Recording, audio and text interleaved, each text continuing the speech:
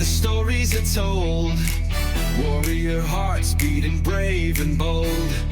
Small town pride in the air we breathe.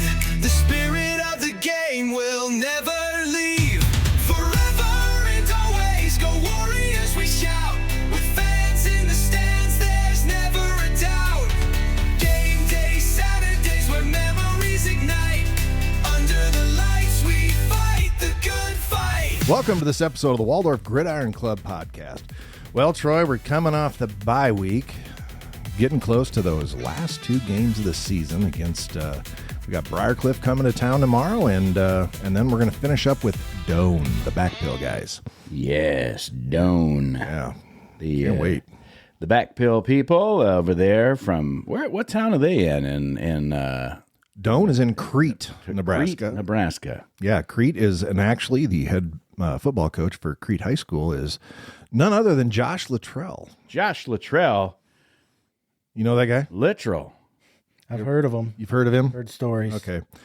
All right, great. So that voice, that mysterious voice that you're hearing in the background, is a dude that we've been meaning to talk to for a very, very, very long time. He's been with the Warriors for plenty of years. Number 41 in your program, our specialist. I'd like to just say kicker, but Connor Parker. There he is. Connor hails out of Minnesota. Stillwater. Yeah. Oh, There's a prison there, Andy. There is. Is that where you went to high school? Yes. You went prison? You went to. Sometimes, you never know. You did not go to Stillwater prison for high school. I know that because I saw your picture on a Waldorf post, social media, a couple of weeks ago. You had been Phi Beta Kappa. Honor there. Yep. I was, Alpha Chi. It was pretty special for me to be a part of. Proud of myself for doing that. Alpha. Wait a minute. I said Phi Beta Kappa. I'm really not good with my Greek. It's what? I think that's a frat. We don't have those at Waldorf. But you're in a frat now, right? Alpha Chi Omega? Yeah. Nailed it.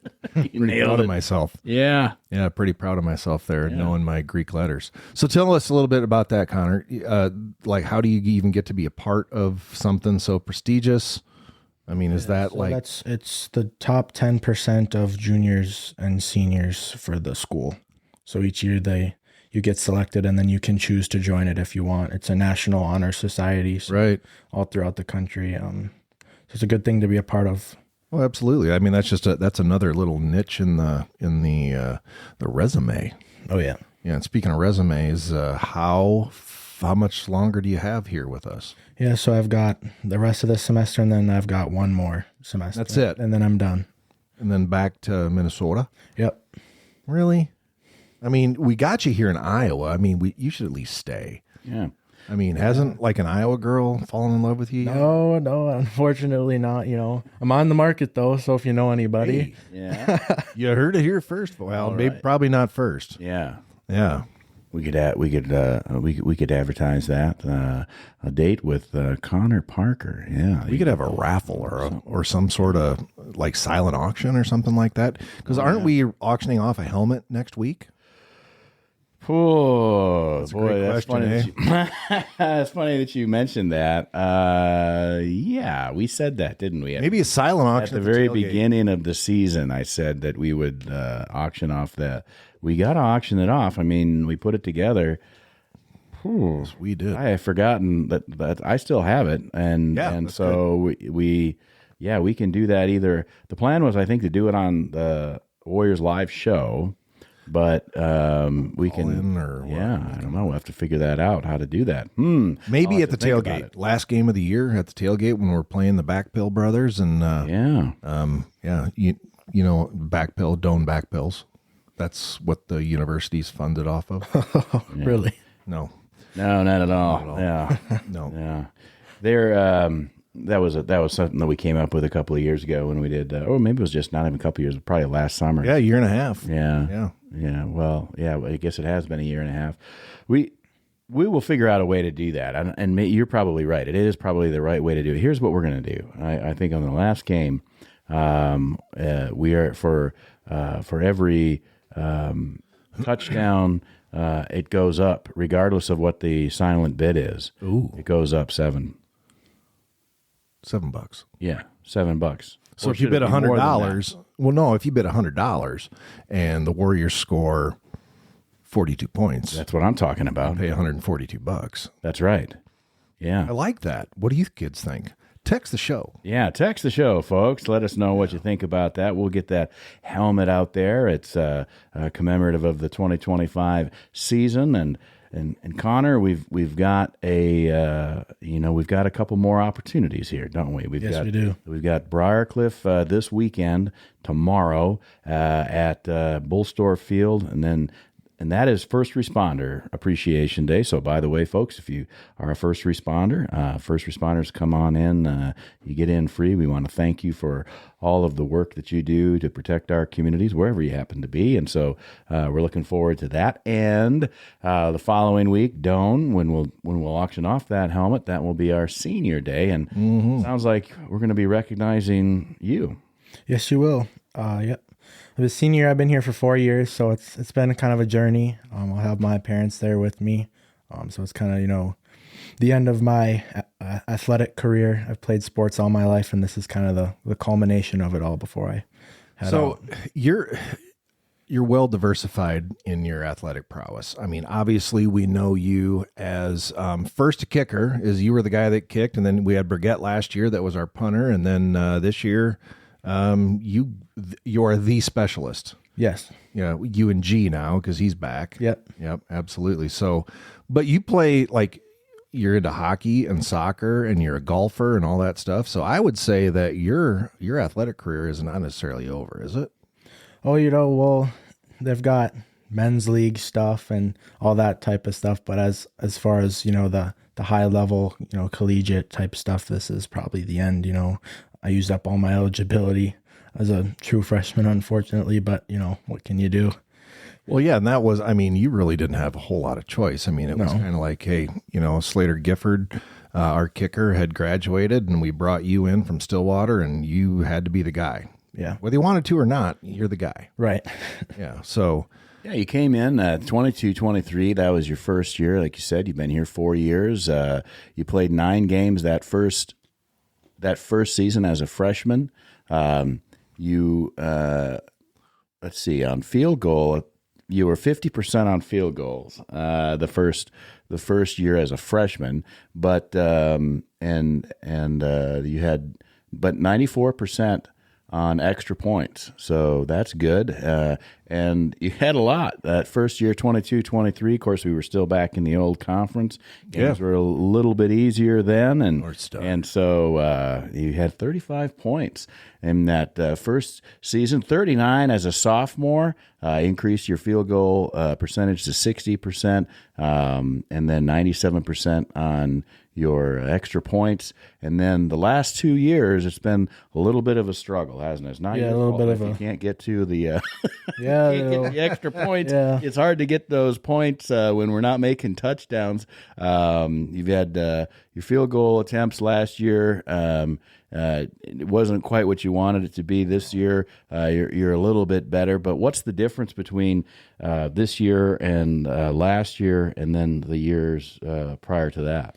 I think the first 2 years obviously is the size and the skill of our opponents. There's a lot smaller guys on the line. I have a lot more time to just focus on doing the kicking. I have a lot more time to just slow everything down. And now that we're in the G-Pack, we have these big dudes running at me. So I think I've split the amount of time I have in half, but I think the difference between this year and last year is our units are a lot better. We're now used to it. We know what we're going to face. And I think it's just coming down to, it's all mental really with me.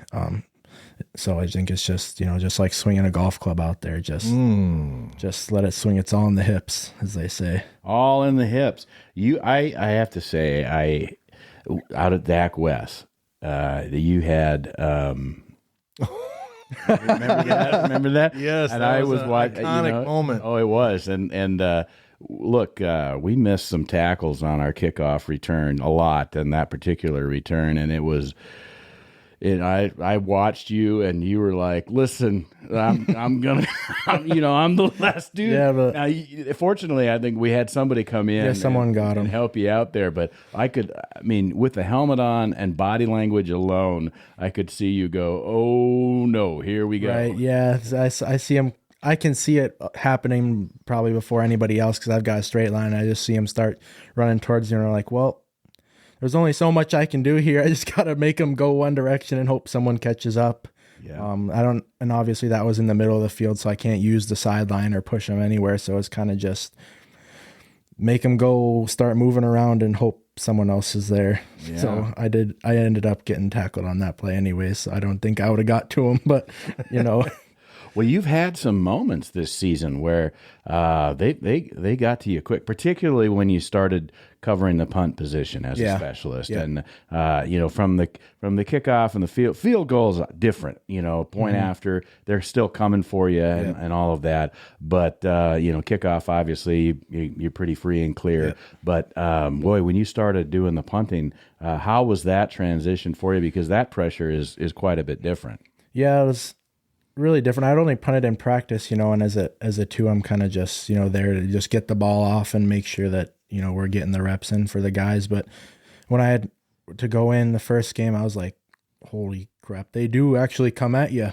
Yeah. They're actually trying to tackle me now. And, I just kind of scary there. And then my first full game punting is, of course, Morningside. So they're coming at me, and I just see a whole lot of maroon coming at me, and I was just trying to get the ball off, to be honest. And now it's me more working on, getting a good ball and having a good placement of the ball and getting good field position. Well, Troy, when you were talking about the Dak West game, my iconic moment was the punt. Was that down inside the 5? Yeah. And did you happen to see what Connor did? Stood right there, did the big old pitching wedge. The pitching wedge motion right out there in the middle of the field. That was awesome. Yeah. That was one of my favorite moments of the whole year so far.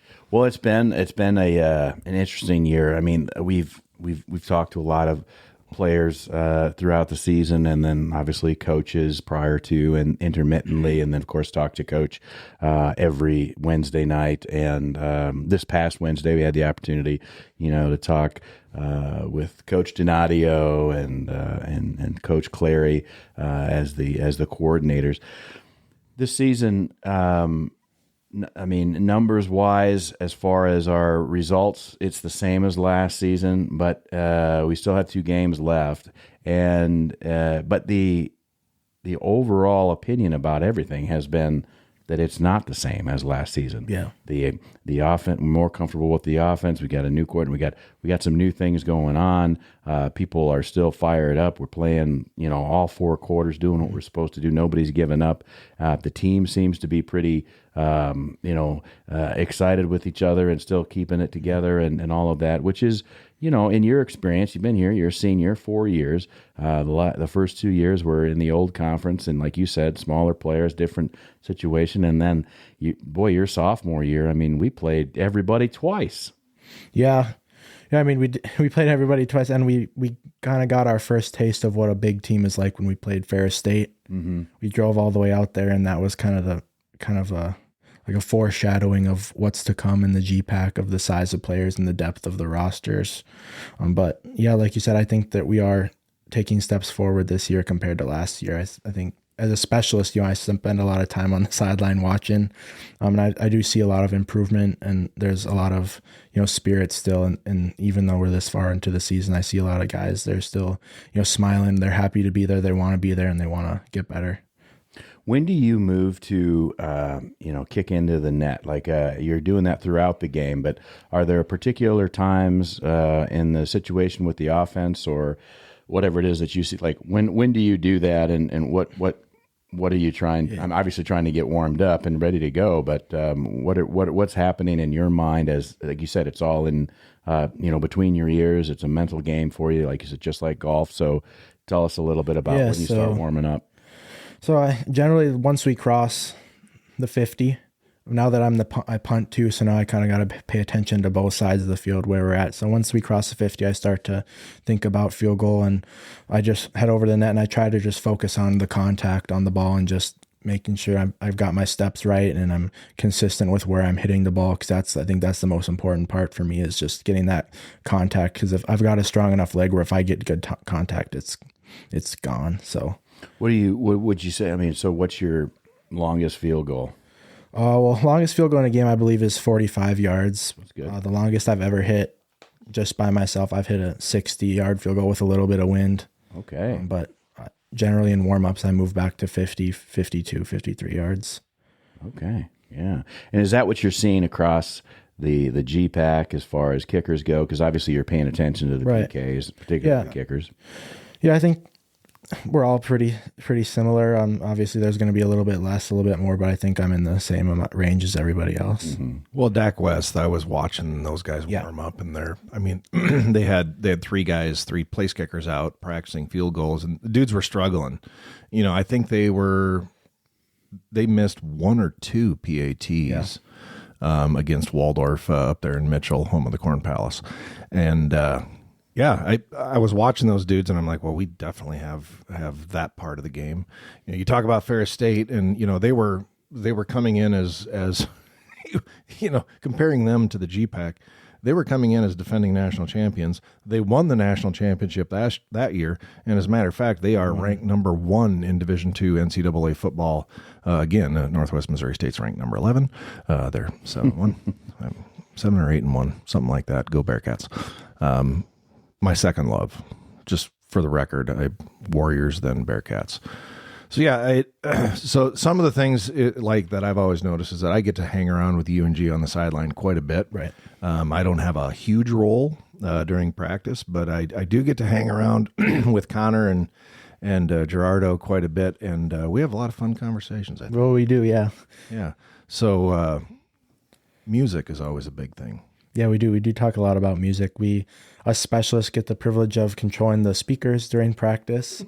We don't always get to play what we want, but when we do, it's a great time. And, not everybody on the team enjoys it when the specialists get on the speakers there, but it's good for us. It's fun for us. And, sometimes we put on some old stuff, and Buff gives us some input on some songs and, little Nazareth.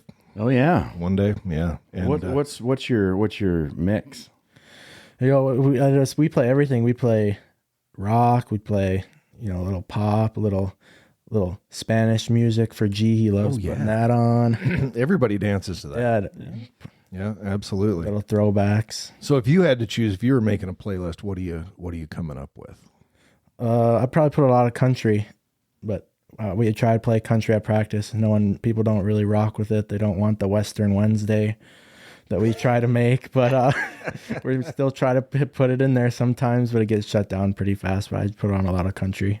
I would think that there are. I mean, obviously there are some players that like it. I know. Oh yeah. I know my son Jack. He loves it. Just got back from Nashville. Andy, back, had a nice weekend. Grand Ole Ole week. Opry. Went to the Grand Ole Opry. Yeah, that is on my bucket list. Oh, you've never been? I've never been, and I do not like even a little bit country music. Oh, but you'd love the show. It's just so amazing. That's just it. That is one of the iconic places in the United States. Yeah. Yeah, it was a great show. I mean, it runs. I mean, it's kind of interesting because it's based on the Ryman Auditorium. They moved it out to the Gaylord Grand Ole Opry back in the 70s, and really, that's like 20 minutes out of town. So I mean, it was probably a little bit devastating to downtown back then, but on Broadway. So it was based on that. So like the seats are numbered, but they're pews because the Ryman was originally built as a church, and so we were also at a show at the Ryman on Sunday night, which was amazing, and then went to a comedy club. I don't know. My favorite comedian is Nate Bargatze, and so he does a little thing. He wasn't there, but he produces some stuff out there at Zany. So it was just a great experience, and if you go to Nashville, check it out. And of course, it's the home of. I was really thinking about wearing it tonight. Like I was going to wear.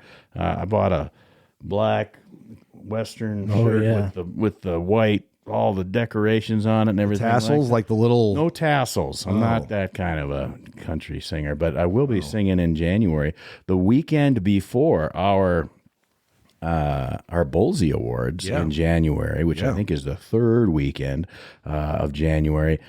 So the middle of the month of January, I'll be singing a bunch of Johnny Cash tunes at the Bowman. So I had to. So you had to get a black shirt. I look at it like a business trip. I don't think I can write it off, but it was try to write it off. Yeah, I think you should. Yeah, I got some new boots. Got a different hat. Johnny Cash didn't necessarily wear a hat, but I'm bald and he wasn't. So you know, and I'm also hello. I'm not Johnny Cash. You know, so that's it. But yeah. So anyway, glad to hear you like country. How'd you come into liking country in Stillwater, Minnesota? Well, it's right on the river. It's on the border of Minnesota and Wisconsin. So naturally growing up, you know, you do a lot of fishing. I've kind of fished around my whole life. And especially with my dad, we've gone fishing up in Wisconsin. He also lives on a river. So we do a lot of bass fishing, some walleye fishing, and it kind of just comes on the radio, and, you know, you get used to it. So A lot of walleyes, have you? How many would you say you've caught? Oh boy. At least 5. Probably, maybe between 5 and 100.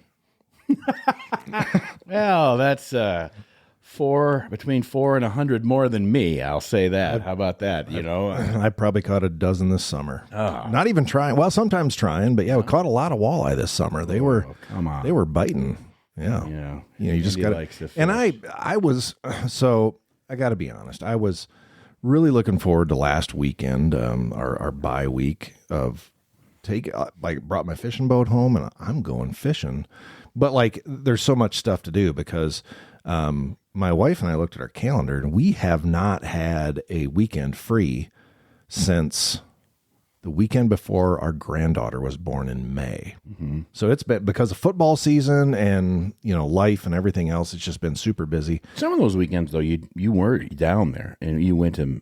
Oh yeah, I fished in Missouri, you know, some of those weekends. And, you're talking about. I'm talking about going over to Clear Lake or up to Spirit Lake and targeting walleyes, and never really got the opportunity. I spent a week or like 5 days up there. We caught a lot of perch, you know, which are fun, but yeah.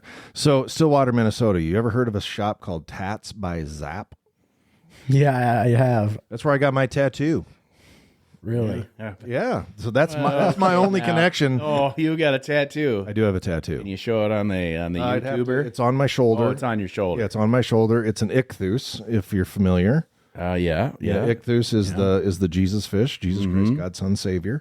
So I figured if I'm going to adorn my body for the rest of my life, it's going to be something that means something to me, and it's my faith and my belief in Jesus Christ. So, well, what inspired you to get a tattoo in the first place? Because, you know, I mean, if you were going to be completely biblical, you probably ought not to have marked your body that way, but it's all right. What got that?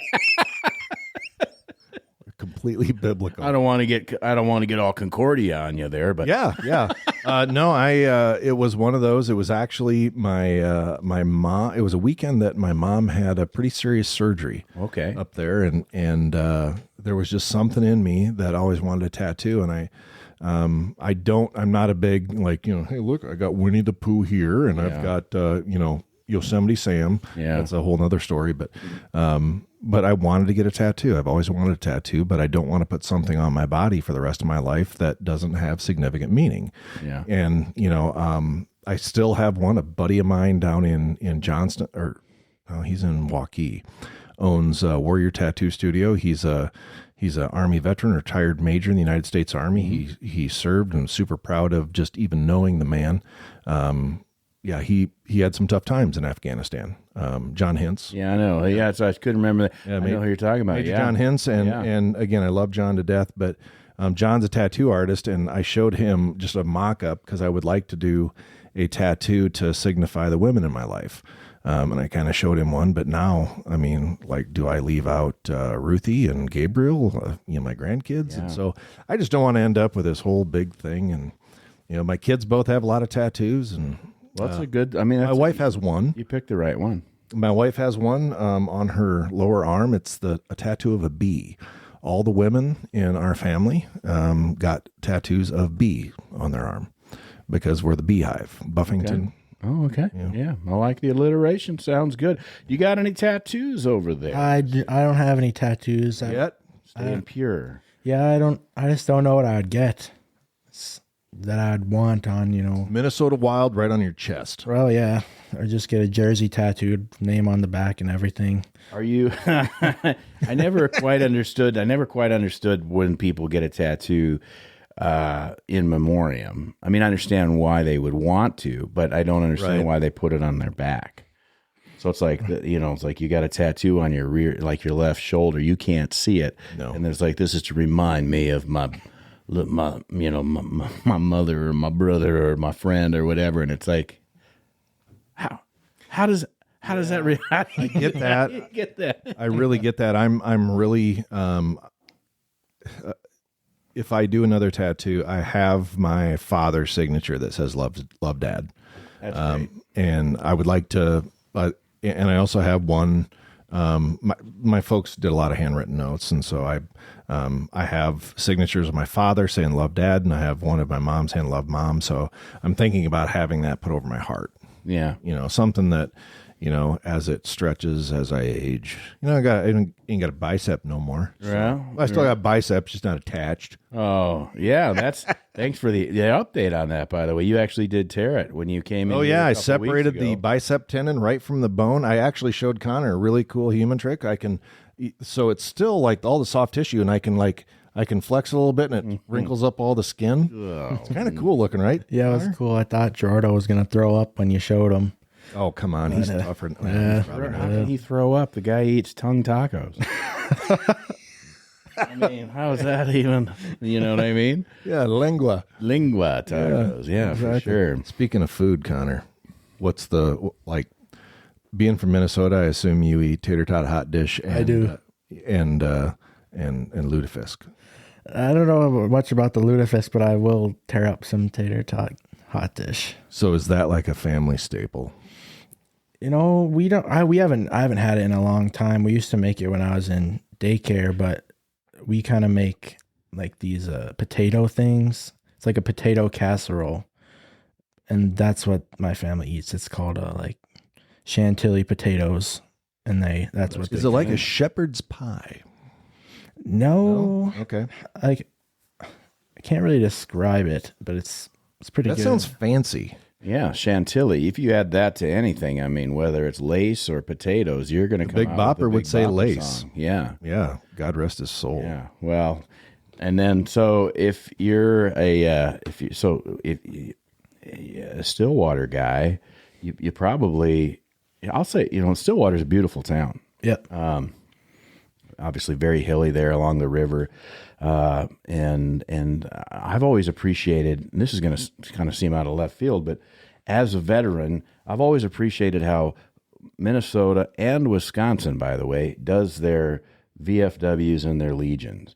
And so I know you got a great legion there in Stillwater, and in Minnesota particularly, it seems like the American Legion is where the communities, there's usually a bar, they get together, they have wedding receptions, it's where people have graduations. I mean, it's just a big deal. And the Stillwater Legion, have you been there, Andy? I've not, no. Yeah, it's up on I feel like I need to. You got to kind of go up, it's up on, it's a pretty good slope where it's actually, if you're going to park next to it, you're going to be, depending on if you're facing east, you're going to be rolling downhill. But I mean, that's a good legion. Yeah. I mean, so have you ever spent any time there at the Stillwater Legion? I don't know what the number is. Yeah, I've been in there a couple of times. I haven't spent too much time in there. I know my stepdad has hot sauce that he sells there that they've put in there. So I've spent a little bit of time, not a lot of time in there. So the burning question here is Minnesota and Wisconsin are famous, especially at their legions and VFWs, for having meat raffles. Have you ever been to a meat raffle in Minnesota or Wisconsin? I don't think I have. Well, you're not really Minnesotan then. I don't think so. Well, we're going to do a meat raffle right now since you mentioned that you were single. We're going to we'll get it going here. How about $100? That sounds pretty good. I think we could probably do a little fundraiser. That sounds more like a meat auction. A meat auction. Yeah, that was a meat auction, not a raffle. Yeah, raffle is just. Oh, you got it right. Yeah. So we were in Lanesboro. My wife and I took a trip up there, and of course that's quite a bit south of Stillwater, right along the Minnesota-Iowa border. And we were kind of like, it was in November. There's not a lot going on in Lanesboro in November, but guess what there was? Was there a meat raffle at their Legion there. So Yeah. we went there because I said, by God, I've never been to a meat raffle. And they bring it out. So they bring out all the meat and set it on the counter. Mm-hmm. And so I got in on the first one. It took about 20 minutes, 25 minutes to start the meat raffle. There's chicken sitting on the counter. That's all right. It didn't seem like there was. And so I got in on the first one, and I was like, my wife said, "Are you going to get on another one?" I'm like, it's raw meat sitting out in the air. Yeah. You know, and they were watching the Minnesota Gophers play somebody, and people were cheering for the Gophers. I've never in my life been around anybody that liked the Minnesota Gophers, except for, of course, Connor Parker. Yeah. Are you a 100% Minnesota teams? Yep. Whether University, the Twins, the Wild, everybody. Everybody. Yeah. Follow basketball at all? A little bit. Yeah. I don't. I mean, but the Timberwolves, and I'm a Vikings fan. Are you a Vikings guy? Yeah. Yeah. I mean, there you go. All right. So now we're on to the same Outnumbered. page. Sounds good. Outnumbered. I'll tell you what, J.J. McCarthy made the Lions look foolish. Isn't that something? Beat the Lions. I mean, I think the NFC North is probably the hardest of them all, but I'm biased anyway. And Well, even though you got somebody like Caleb Williams actually doing something for the Bears. He was a joke last year, but my God, I mean, he's coming on. I mean, the Bears are looking like a team. Yeah. That is a tough, and you can never count out the Packers. Those 4 teams in NFC North are tough teams. they are. Yeah, but generally, they're going to crap the bed as soon as The Bears? all of them. All of them, yeah. All of them. Ow. It doesn't matter. Ow. It doesn't matter. When they get the Eagles on the playoffs. What's the last NFC North, other than the Packers, NFC North team that's been to the Super Bowl? Oh, come on now. We don't have to ask the Vikings fan about the Super Bowl. What, 85 Bears?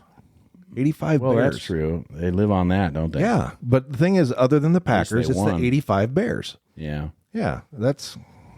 Yeah, well, I mean, fine, but listen, you and I, we're on the same page on this deal. I did see a list of quarterbacks that they've had, that the NFC North has had, and for the last 20 some years, and the Packers have had like 4. And the Vikings have had like 15. It's incredible how many. I mean, we had the most just, every year. Well, yeah, how we went through last year. Yeah. It's just... It's something else. So do you, who do you in the NFL, what's the deal? Like, who do you follow as a kicker? I mean, Minnesota's a pretty good team. Well, right. Yeah. Well, Will Reichert, pretty good this year. That kid, does he look like he is in junior high, or is it Right. just- Yeah. this guy? Yeah, he got a 13 baby years face. old. He But was he one can of kick those the field. I mean, you don't have to worry about it. He's gonna kick that ridiculously long field goal. Yeah, as long as there's not a wire in the way of the football or That'll anything happen. like Allegedly. Yeah. Hey, but How does the speaking NFL not acknowledge that? How do they not? the What a garbage. the little camera. And I love and we've talked about this. Professional football has become more pure than Division I college football, for sure. With NIL money and the transfer portal, these kids can go everywhere. At least the professionals are under contract. Mm-hmm. I mean, they wheel and deal these poor humans, in the midst of their. But at the same time, it's like the NFL. I love the NFL. NFL as an organization is trash. Yeah, I agree with that. Yeah. Yeah, they are. I don't know what they're trying to accomplish, but I do. I mean, I love watching Oh, I do. professional football. 100%. Yeah. My probably because my kids live around the Kansas City area. My daughter's a rabid Chiefs fan. I follow the Chiefs. Don't really care. Don't like Travis Kelce much at all. I mean, but Patrick Mahomes, you have to respect the guy, but you kind of like to watch him lose. I mean, you do. He's got a weird voice, but he's productive, isn't he? Well, so did Mike Tyson. Yeah. 2 different sports. I mean, that dude. You can have the weirdest Mike Tyson voice and be a heavyweight boxing champion, and nobody's gonna Yeah, nobody's gonna say. I don't think anyone's afraid to tell Patrick Mahomes he has a weird voice. People might be a little bit scared to tell Mike Tyson he's got a weird voice. Yeah. Yeah. So, I mean, there are some great kickers. I'm in probably like everybody else, like in a fantasy league, just with our family and everything like that. And particularly if I come like late in the draw, then I'm going to be looking for, like, I know I'm not going to get the number one running back, the number one receiver, the best, the quarterback that everybody wants. So I'm going to be, my strategy is like, I'm going to take care of my defense, and I'm going to take care of my kicker. I'm going to take care of, some of those other things that maybe not everybody else is looking at until, and it's not working this year. I was going to say, how's that going? It's not working, but I mean, that was my strategy my first year, and I won. Sure. Yeah. Well, that's good. So Connor, one of the things that I know about you is that you're interested in a lot of different sports. You're going to the Wild game. Is that correct? I went to the Wild game. Okay, but we're going to the Bulls game. The Bulls game, and you're going to wear your Wild jersey. You said, which I think that's a pretty safe bet. But like, I know that you're really into golf. So do you watch golf? Yes, I like watching golf. Who's your player? I like Bryson DeChambeau. Yeah, he's cool. Everybody likes Scotty Scheffler. Mm-hmm. I mean, but I don't know. Growing up, I was a big Rory guy. Yeah, Rory's way cool. Yeah, I always like to see somebody like Tiger, and Tiger reminds me of back in the day when Tiger was coming up. Freddie Couples had kind of had his 5 minutes as a guy on the tour, but like he was getting older. Mm-hmm. But I love it when Tiger does well. I don't know why. Is that bandwagon type stuff? No, I mean, it's hard not to appreciate Tiger Woods. I mean, he's one of the greats of all time. I mean, he's up there with, Nicklaus and Palmer, Arnie Palmer. And I forgot, I just found that I was reminded maybe a month ago. I don't know why it came up. You know how you just like start to Google stuff and you think of something like what happened to Payne Stewart, and totally forgot that dude he died in a plane crash over Nebraska or South Dakota or something like that. And but started out in Georgia and then autopilot, and I guess that cabin never pressurized, and it's like 1 in a million situation. And then of course recently I just took a flight to Nashville, and I'm thinking, oh, I hope they pressurize this bad boy. Yeah, I hope they do that. Excuse me, I have a question. Yeah. You pressurize the cabin? That's right. Are we flying over 15,000 feet? You got to make sure you grab the thing and put it on yourself, and then tug down before you help your neighbor and all that stuff. And I'm like, I don't know if any of that's going to work out. And like Dennis Miller said, yeah, tug lightly to begin the flow of oxygen. Look, if I'm shoulder rolling at 500 miles an hour, lightly's not even in my vocabulary. Right. Have you been flown around a bit? Yeah, a little bit. I've been Florida, California, been to Vegas a few times. You've been to Vegas? Yep.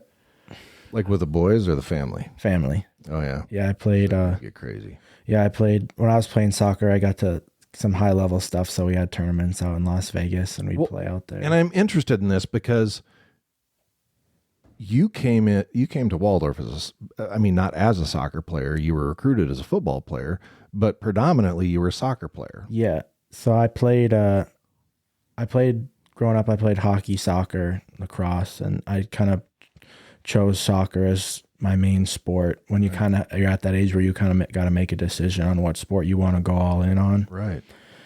And I played that all through high school. I was playing high school and then on a club team in Stillwater, and I played that. And then my senior year, we were at a captain's practice, player-led thing, and some of the football players rolled up, and they were just asking if anyone wanted to try and kick a football. And I guess I was just bored that day, or what led me to do it. I was like, all right, yeah, give me that thing.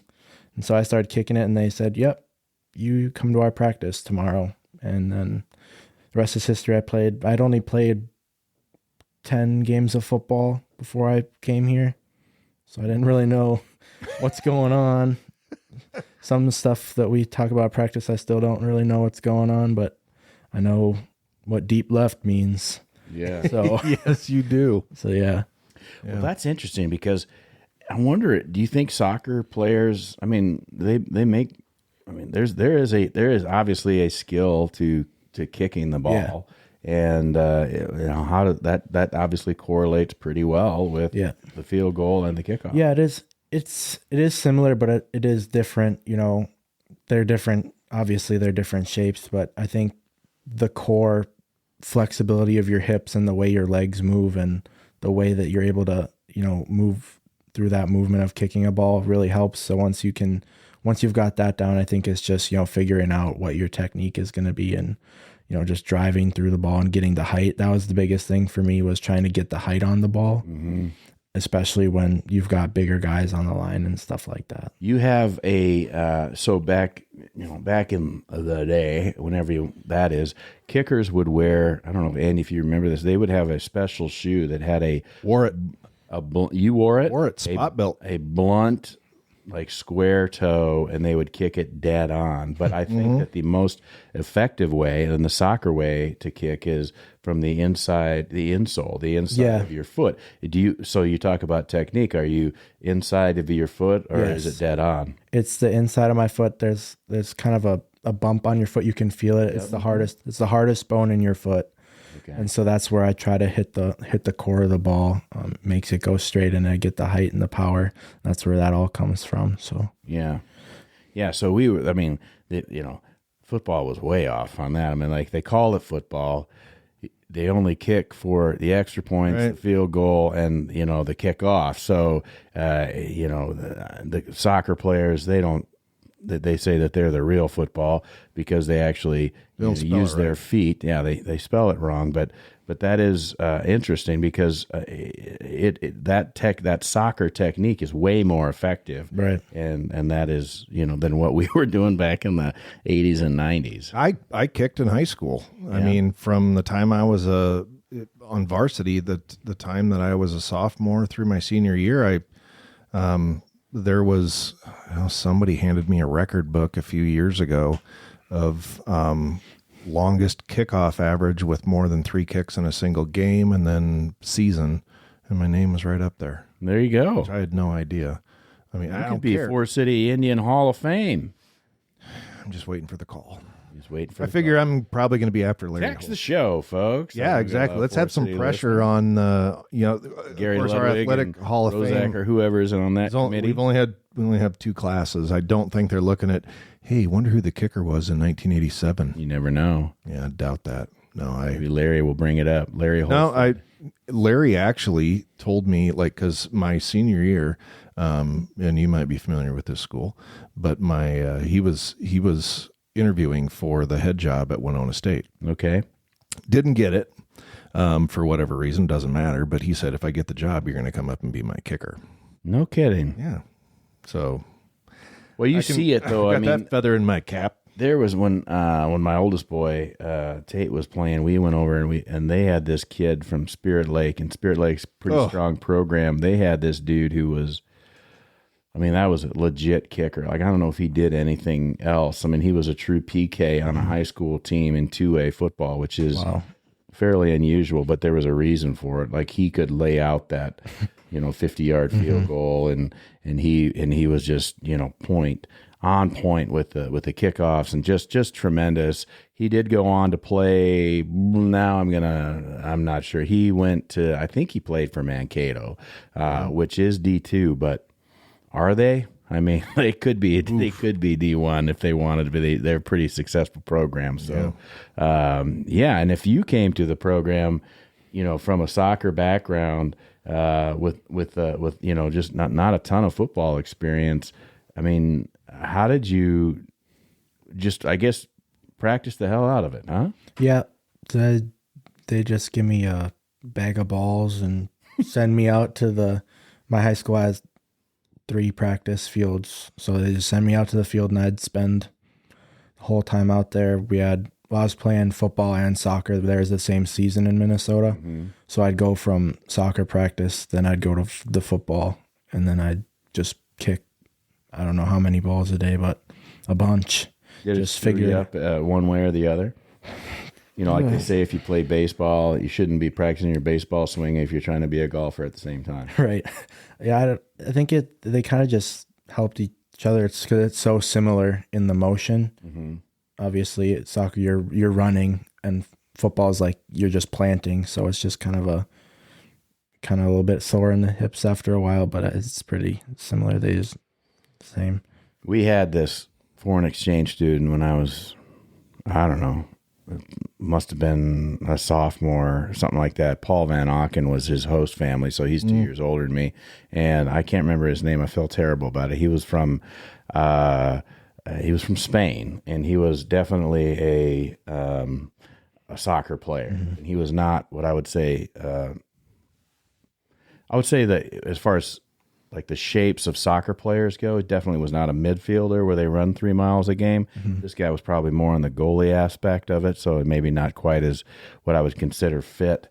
But that dude was annihilative, and he was our kicker. And I remember going in. Remember how they have all of the pads hanging up in the wrestling room, and that's where you go and grab all of your gear and everything like that. You couldn't really see because all the pads were like hanging, at eye level, but there's clearly plenty of room underneath. And so this dude would come in, this foreign exchange student from Spain. And by the way, he smoked cigarettes like I've never seen like a dude who comes and he's back in the back smoking cigarettes with Steve Kappas or something like that. What's the big deal? I'm just smoking cigarettes. What's no problem, It was a big, and he, oh my God, and he was the worst athlete I've ever seen. He was chubby and rotund, and he had just very swarthy, I guess if I can use the term swarthy. It's a good word. And this guy, but we were afraid as underclassmen because if there were volleyballs that were also somehow in the mix in that football equipment room, and we're big room, wrestling room, and you're trying to get your stuff on, and this dude would just let loose with volleyballs, which they really send the kick. Yeah. Also, it wrecks the ball when you kick it. But anyway, so he was just.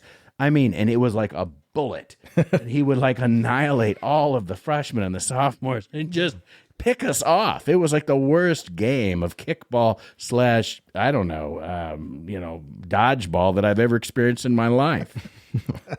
Well, that built character. It did. I didn't know that. You probably didn't know it at the time, but it built character because if you can dodge a volleyball, you can dodge a dot. Wait a minute. Yeah. No. In my mind, he's still smoking a cigarette while he's doing it in the school. That's clearly like the replacements. Not what happened. I watched the replacements the other day. Their kicker, he goes out, to kick, throws a cigarette down, and plows a field goal. Have you ever thought of do you smoke cigarettes? No, you don't. Well, have you thought about starting? I mean, it's your senior year. You've just got a couple of games left. Get you just a pack. Just get out there. Right. I know there's no tobacco on Waldorf premises and all that, but it would be some sweet stuff. It's just like woof, and you nail it. You smoke it. Field goal, put it out. Boom, and then just nail it. Bring it out. That would make the Bullseye Awards on the highlights for sure. I mean, it would. How would it not? I would set the cigarette put down. that video together. I guarantee you that would be in there. That would be great. Yeah. That'd be great. Could let the cigarette butt be the marker for where the holder needs to put the ball. Just put it down and squish it. Yeah. Step back and let her rip. I mean, it's mostly rubber, right? I mean, so, what's the difference? I don't know. I mean, what would the penalty be? Would that be on sportsmanlike conduct or tobacco use? Never mind. I don't even know how it would look for a guy who's never smoked cigarettes. I don't know, never, but you don't smoke cigarettes, and then trying to get that up inside of your face, man, and then get it back out there and throw it down and try to do the cool move, and it probably would be a mess. It's probably not worth it. Yeah, we probably. Coach Chapa might have a few words to say about that. Yeah. Now, we mentioned a couple movies. Graduate, so yeah, that's true. Yeah, we still want to graduate. So we mentioned a couple movies. What do you do in your downtime? You probably don't have to watch a lot of film. No, not a lot. Yeah. I don't know when the I don't know when the last time I opened up Huddle was. A little while ago, maybe. Yeah. Maybe a few years. Yep. But don't get that guy. I remember most of my plays is like right now is not too hard for me to remember all of my reps. But in my downtime, I've got this car simulator in my room. I've got like pedals and steering wheel, and I just kind of race, yeah, online. So NASCAR, dirt track. Yeah. What do you? Open wheel cars, NASCAR, all that type of stuff. Endurance racing. So like Super Mario. yeah, that too. Yeah, Yeah. it's like 3-4 hour races online with other people. Just Really, 3 to 4 hours of just racing, like enduros. Yeah. So okay, like deserts or just on a track, Oh, really? on a circuit. Yeah. All right. So yeah. So what are you studying? I mean, what do you I'm business, finance, and banking. So there you go. finance. You got a line on a job yet? Over there? I do not. I'm still working on the old internship for our credits that we need to graduate. So I'm still trying to get that, and then after that, hopefully find something. That'd be good, yeah. Text the show, folks, if you're looking for so what do you want to get into, like financial planning or Financial plan, markets corporate finance, okay. stuff like I'd like to do mergers and acquisitions, Oh, all right. stuff like financial analysis and risk management, stuff like that. Very good. All right. So that's yeah, look. Seems hard. I mean, it is probably a little. I mean, there's a lot of math involved, I'm imagining. I mean, you probably love quantitative methods, don't you?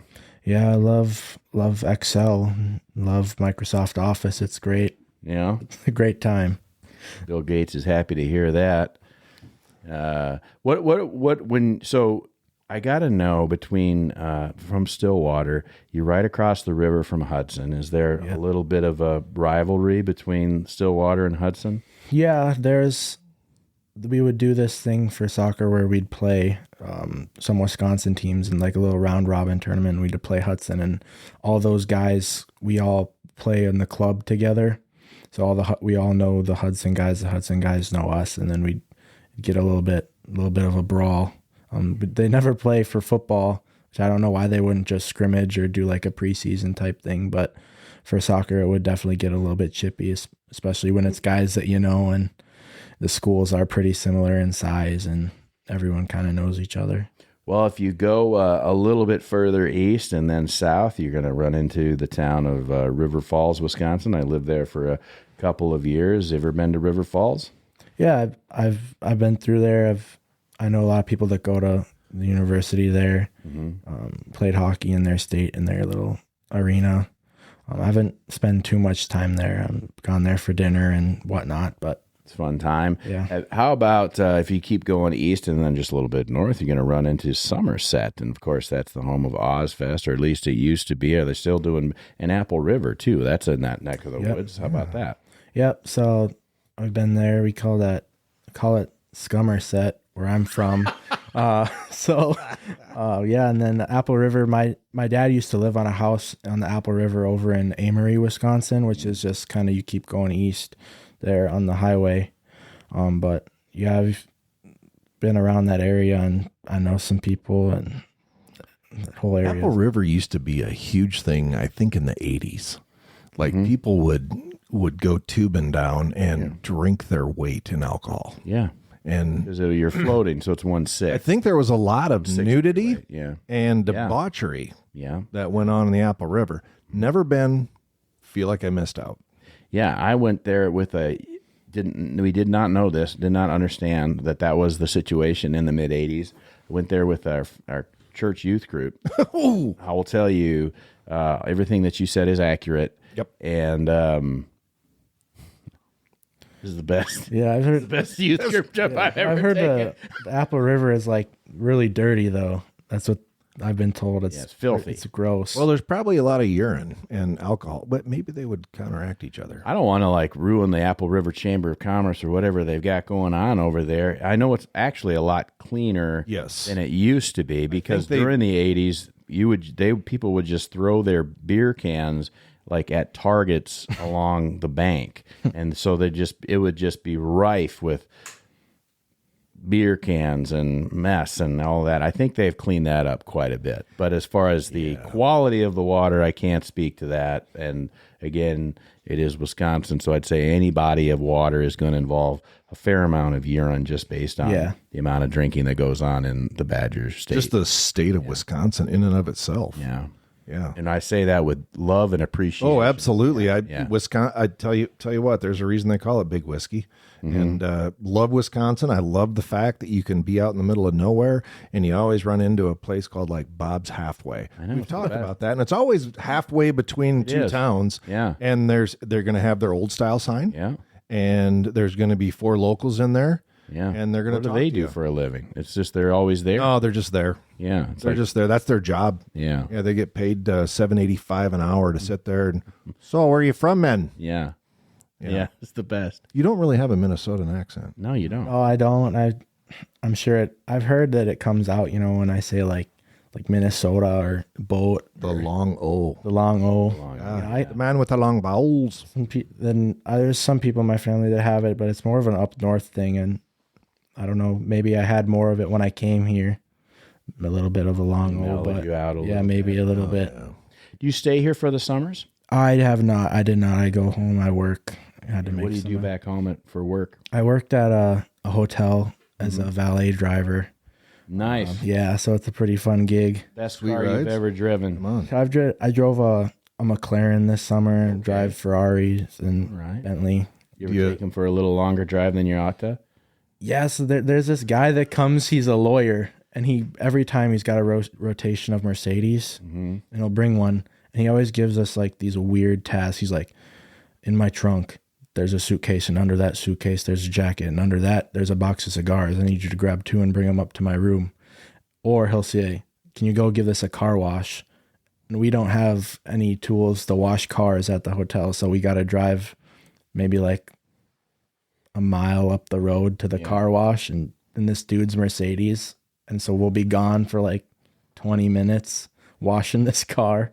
You're an academic, member of a Greek organization. Whereas for me, if that was the case, so you probably never did this, but I would have Ferris Buellered that. Oh, yeah. I would have jumped it. Yeah. See where we can take this, find some railroad tracks, see how far this can go. Well, how good is the suspension on this bad boy? Well, I have been in vehicles before where after an incident, we have said, it's a rental. So I suppose I would probably be the same way. It's taking it into like a under the hotel parking garage or something like that. There's usually a pretty abrupt angle into flat space. Yeah, that's right. Yeah, see how fast you can go for that. Worst car you've ever had to park? Oh, there's what is it called? The Pontiac Aztec. Yeah. That thing is, and this guy, it's the same guy. He always comes and brings it, and I see it pull up, and it's dirty as all get inside, and smells like cigarettes, and doesn't tip at all. Just it's like one of those keys that you get at Walmart where you go and make a new key. So it's like a house key for this car. Oh my gosh. Don't lose that. It's the only one I got. Like, yeah, he's like, Yep. He's like, That make is sure you don't fantastic. scratch it. He doesn't tell you to go take it. Hey, could you maybe vacuum this out or anything like that? No, he Oh doesn't yeah, care. he doesn't care.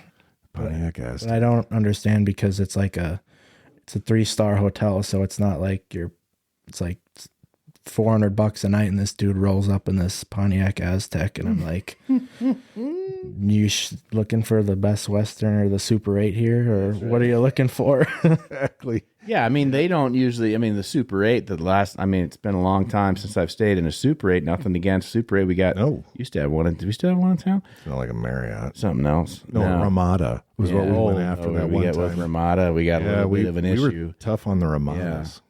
Yeah, but they're not showing up with the valets. Like the valets come from, you got to have a nice star rating there. I guess you could be a 1-star hotel and have a great valet service. It'd be kind of weird, but maybe that's where the Aztec guy, maybe he owns a 1-star hotel. That's why he's got driving the messy Aztec. And then he's rolling in and he's like, I want to see what it's like to go a couple stars above, but I'm obviously, we have valets, but our valets are better. What if he doesn't like your valet service? Yeah, I don't know. Maybe he's just gathering information, but that thing is an absolute piece. And it's the same thing. We know when it's rolling up. What was your biggest tip? I've gotten hundreds before. We get a lot of weddings. So like the father of the wedding will come down and he'll be like, this is from everybody and stuff like that. Well, that's nice. It is good. It is good. Yeah. And that's in Stillwater? Yes. Okay. Use $100 Well, you can say the name of the hotel. Are you going back there? Yeah, I'm going back there for the winter. It's called the Laura Hotel. If you ever come there, I probably can't give you a discount, but I'll valet your car. There you go. Laura? Big tip, remember, folks. Yeah. Nice. The Right Laura. down Laura. there. Laura or L-A-R? Lora. Laura. So yeah, but Okay. talking about the Ramadas, when we went up to Fargo to play, Yeah. I don't remember what team we were playing. I think it might have been my sophomore year, but we had to stay in the Ramada. Probably Mayville. Yeah, it was Mayville. Mm-hmm. And we pull up to the Ramada, and there are these people. They're dressed. I don't even know what they're wearing, some sort of costume. And I'm just like, we're all like, what the heck is happening?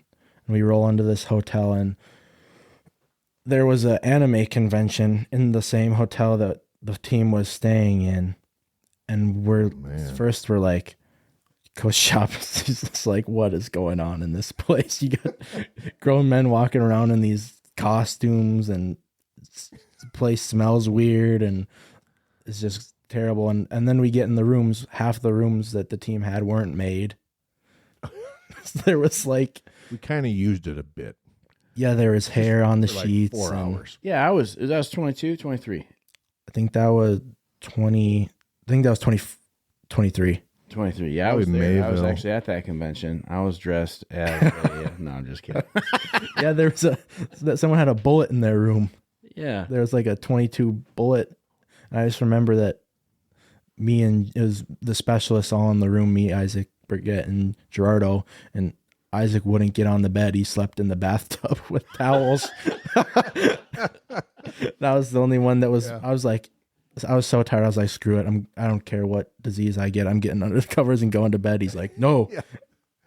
Yeah, we're never going to get sponsored by Ramada. We've made it clear in the last couple of years. Well, I sent you that text that one time we were in Spirit Lake, and there's a Ramada there, and I'm sure it's a perfectly lovely place. But my wife and I were over on the west side of town, and I'm like, oh my God, there's a Ramada. So I sent you that pic that, hey, we're in the tough part of town.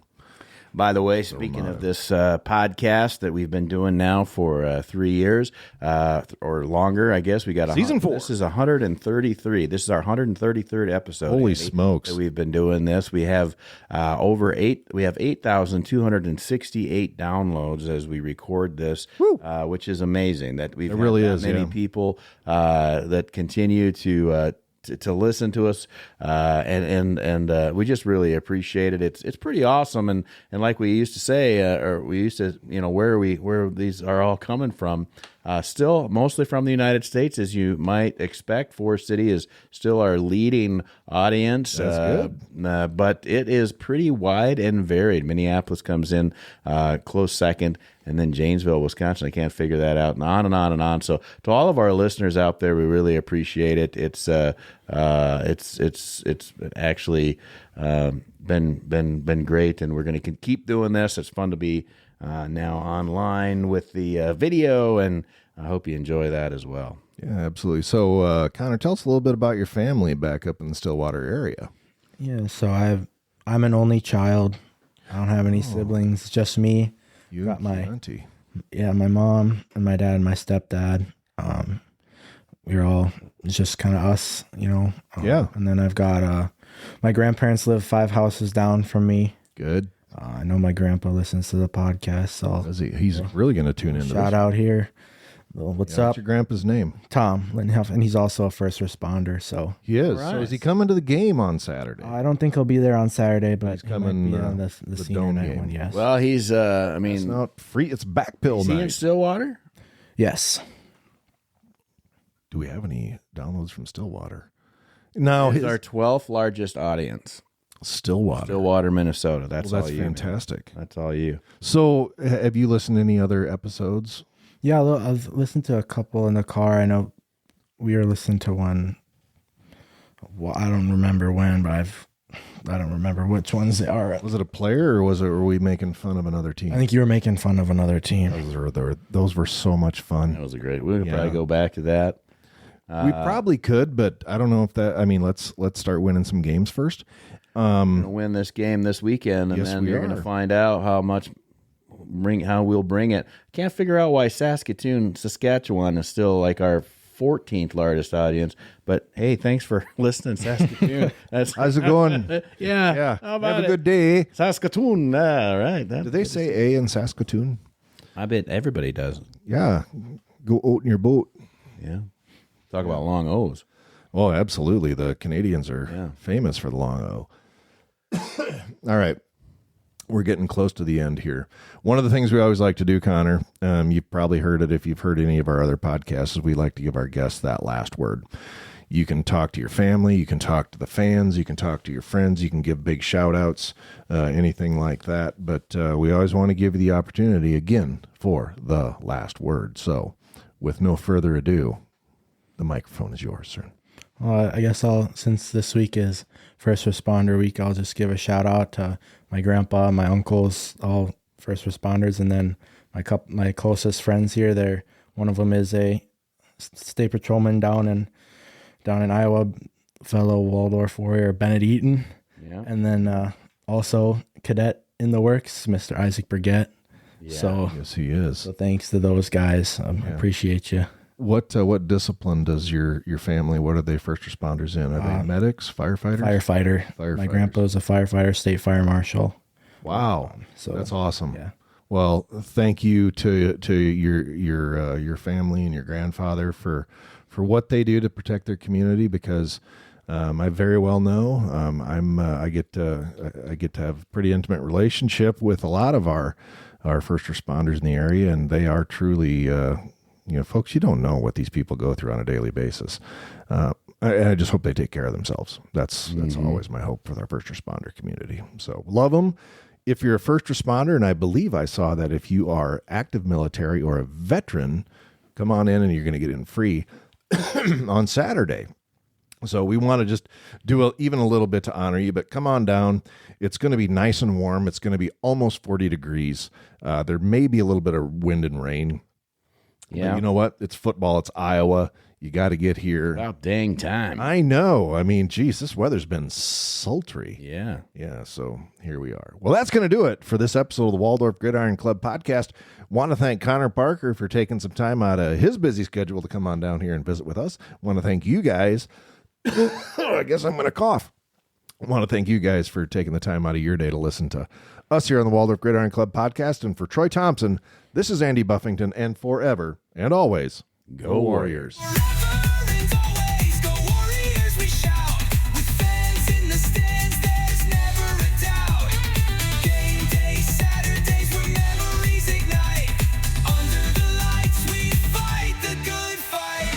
You can join the Waldorf Gridiron Club and be part of the best small college football experience in America. Just visit our website and pick your membership level at waldorfgridironclub.org. You can also click on the Support the Show link in the show notes to donate.